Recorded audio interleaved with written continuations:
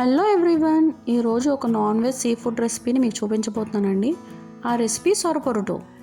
ఈ రెసిపీ చాలామందికి తెలియకపోవచ్చండి. ఇది మా అమ్మ స్పెషల్ రెసిపీ. ఒకసారి మీరు కూడా ట్రై చేసి చూడండి, మీకు చాలా బాగా నచ్చుతుంది. వీడియో కొంచెం లెంతీగా ఉండొచ్చండి, స్కిప్ చేయకుండా చూడండి, అప్పుడే మీకు ప్రాసెస్ అనేది అర్థమవుతుంది.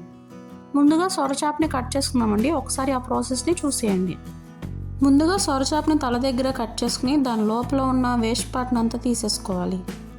దీని లోపల కూడా పళ్ళు ఉంటాయండి, ఇది మనం కట్ చేసినప్పుడు రావు.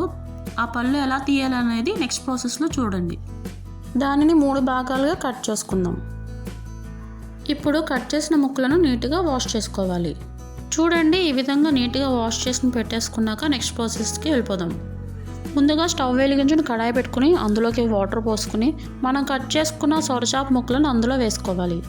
వాటిని ఒక 20 to 25 మినిట్స్ వరకు ఉడికించుకోవాలి. చూడండి, ఫిష్ అనేది మంచిగా ఉడికిపోయిందండి. ఈ స్టేజ్లో ఉన్నప్పుడు మనం గ్యాస్ ఆఫ్ చేసేసుకుని పక్కన తీసేసుకుందాం. ఇప్పుడు అందులోని వాటర్ అంతా స్ట్రెయిన్ చేసేసుకుందామండి. నెక్స్ట్ చేప మునిగేంత వరకు వాటర్ పోసుకుని ఆ చేపపై ఉన్న స్కిన్ అంతా ఒలిచేసుకోవాలి. చూడండి, వీడియోలో చూపిస్తున్న విధంగా స్కిన్ మొత్తాన్ని ఇలా క్లీన్ చేసుకోవాలి. స్కిన్ అనేది కంపల్సరీ క్లీన్ చేసుకోవాలండి, ఎందుకంటే దానిపైన ఇసుక కలిగి ఉంటుంది. అలాగే చేప నోట్ల పళ్ళను కూడా ఇప్పుడే తీసేసుకోవాలి. నెక్స్ట్ స్కిన్ అంతా క్లీన్ చేసేసుకున్న తర్వాత వీడియోలో చూపించిన విధంగా నీళ్ళు లేకుండా పిండేసుకోవాలి. ఈ ఫిష్లో వేస్ట్ పార్ట్ అనేది ఏది ఉండదండి, హెడ్ నుంచి బోన్ వరకు ప్రతిదీ తినచ్చు. మనం ముందుగా రెడీ చేసి పెట్టుకున్న సొరలోకి 1 స్పూన్ వరకు సాల్ట్ని వేసుకోవాలి. 1/2 స్పూన్ పసుపు, 1.5 స్పూన్ కారం, 1.5 స్పూన్ అల్లం వెల్లుల్లిపాయ పేస్ట్, 1/2 స్పూన్ ధనియాల పొడి, 1/2 స్పూన్ గరం మసాలా, అలాగే గుప్పుడు ఉల్లిబొంద వేసుకుని మనం వేసుకున్న మసాలా అంతా బాగా కలిసేలాగా కలుపుకోవాలి.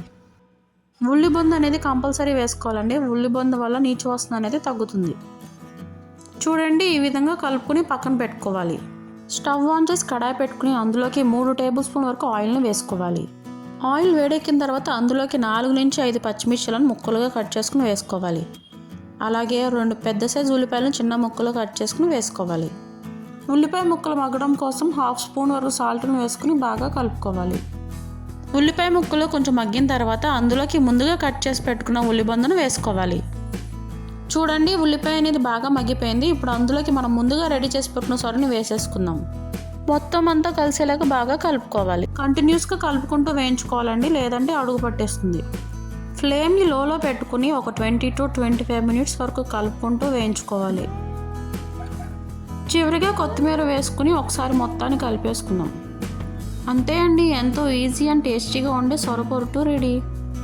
దీనిని వేడివేడి అన్నంలోకి సర్వ్ చేసుకుని తింటే చాలా టేస్టీగా ఉంటుంది. ఒకసారి ఈ రెసిపీని మీరు కూడా ట్రై చేసి ఎలా వచ్చిందో కామెంట్ బాక్స్లో కామెంట్ చేయడం మాత్రం మర్చిపోకండి. మరొక వెరైటీ రెసిపీతో మళ్ళీ కలుద్దాం. అంతవరకు సెలవు.